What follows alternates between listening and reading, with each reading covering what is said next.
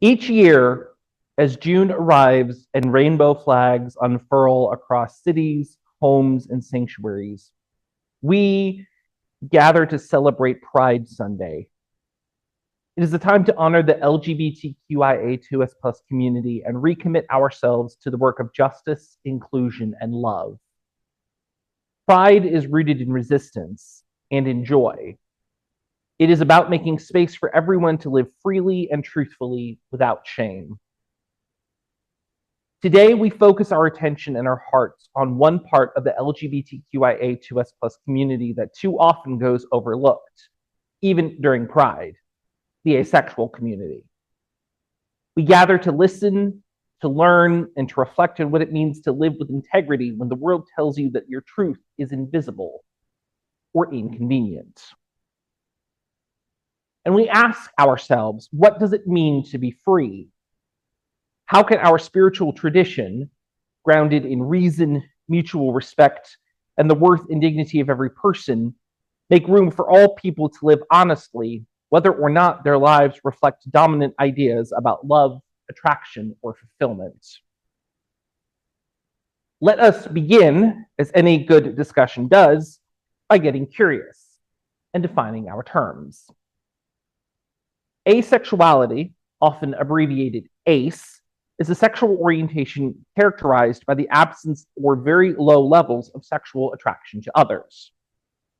Some asexual people may also identify as aromantic, experiencing little or no romantic attraction. It is important to note that asexuality, like any identity, is diverse.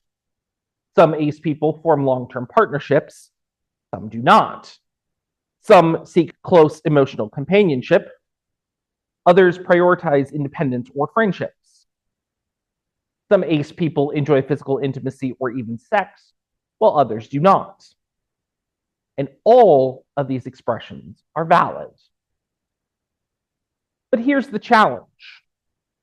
In a culture that treats sex and romance as necessary ingredients for a full and meaningful life, asexual people are often misunderstood. They are told that they are broken, repressed, immature, or simply waiting for the right person. Yet none of that is true. Asexuality is not a defect. It is not a failure. It is a valid and natural variation of human experience. And that's where our Unitarian Universalist values come in. As Unitarian Universalists, we affirm that truth is not handed down from on high, but discovered through experience, reflection, dialogue, and empathy. We believe that people should be free to live according to their values and identities, so long as those lives are grounded in respect and care for others. We believe that each person has the right to define their own experience, and that our shared task is to create a world where that freedom is possible. So what does this have to do with asexuality? Everything. To affirm the freedom of every person means recognizing that there is no single blueprint for love, for meaning, for connection, for flourishing. Asexuality reminds us that the scripts we are handed, find the one, marry, build a life together centered on romance and sex, do not fit everyone. And they don't have to. Freedom means the ability to say that path is not mine and I do not need to justify myself to anyone. It also means the freedom to live in a world that recognizes and respects your choices, not just tolerates them, but sees them as part of the full tapestry of human life. Too often, ace people are forced to explain or defend their identities, even in queer and progressive spaces, even in our churches. And too often, the silence around asexuality sends the message, your truth is not central here. But if we believe in spiritual freedom, then we must stretch ourselves to include and uplift truths we may not yet fully understand. Social norms shape our understanding of what is normal, what is natural, what is good. And while norms can help build community, they can also imprison us. In our culture, there's a powerful norm that says sexual desire and romantic partnership are central to human experience. It tells us that a life without sex or romance is lonely, sad, or empty. That message is everywhere, in movies, in books, in advertising, in family expectations. That message can be especially painful for people who are told either implicitly or explicitly that they do not fit in. And it's not just ace people who are affected. Single people, widowed people, queer people, people with disabilities, people who prioritize friendship or chosen family. All of these lives are often sidelined in favor of one dominant story, the couple-centered, desire-driven model of human fulfillment. So what does asexuality invite us to do? It invites us to break free. It invites us to expand our definitions of love, connection, and meaning. It reminds us that autonomy is beautiful, that chosen relationships matter, that friendship can be as deep and lasting as romance, that intimacy is not one thing, it is many things. Freedom in this sense is not the freedom to conform to a single ideal, but the freedom to be real, to write your own script, to build a life that reflects who you are, not who society wants you to be. In Unitarian Universalist spaces, I often hear the argument that we value reason and evidence. But part of honoring reason is learning to listen to people's lived experiences as valid sources of truth. And here's where we fall short, even in progressive and queer affirming religious spaces. Asexual people are often made invisible because we have not made the effort to listen. We have not made room in our worship, in our conversations, in our theologies, in our societies for their voices to be heard. What would change if we did? What would change if we heard someone say, I do not experience sexual attraction, or I relate to sexual attraction in a different way? And we responded not with confusion, but with curiosity and respect. What would change if we made a place in our sexuality education programs for young people to hear that it is perfectly normal to feel this way? What would change if our adult small groups reflected on all the forms of intimacy, not just romance or sex, but friendship, caregiving, shared work, collective creativity, mutual aid? Listening is a spiritual practice. And in this practice, asexual people are not objects of study. They are the ones who help provide us with wisdom. Pride is not just a celebration. It is a challenge to broaden our thinking and our compassion. On this Pride Sunday, we are invited to rethink what love looks like. Ace people show us that love does not have to come with sparks and fireworks.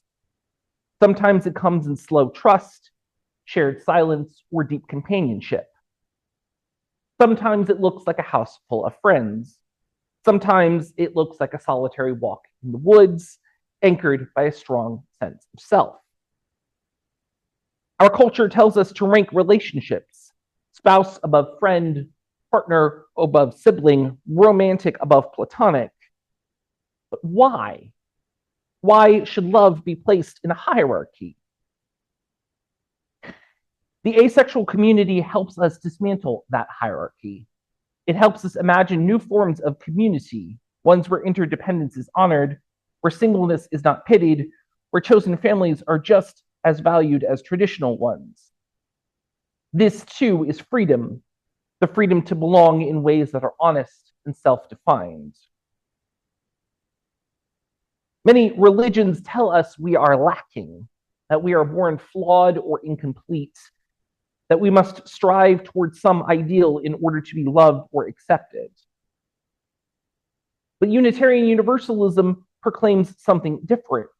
that we are not born in sin, but in potential, that our worth is not earned, it is inherent, that our task is not to fit a mold, but to discover and express who we truly are.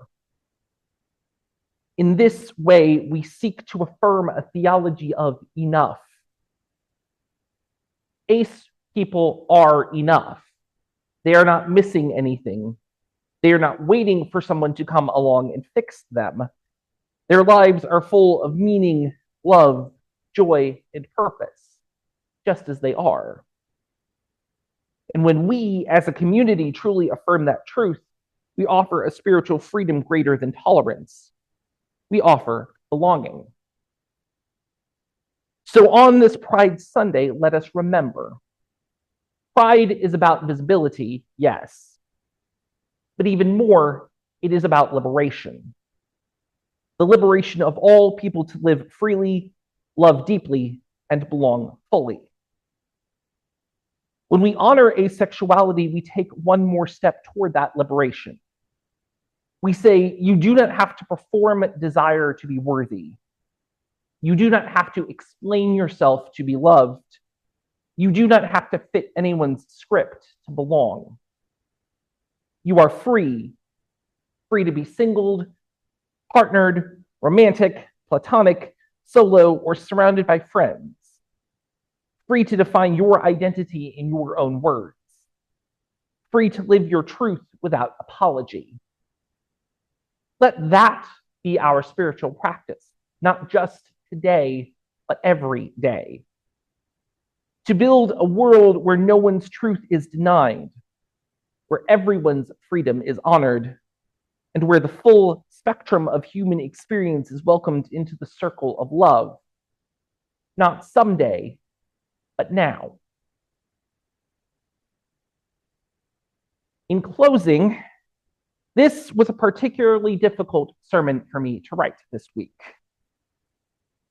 I am always up for the task of acknowledging and celebrating pride, especially in church, because I believe that this hallowed space should be a sanctuary of affirmation for all of us. Yet I struggled with how much I myself personally identifies as a member of the asexual community, wanted to be vulnerable and come out from the pulpit. At the end of the day, I have always been committed to come to any pulpit as myself, my authentic, imperfect, ruggedly handsome self.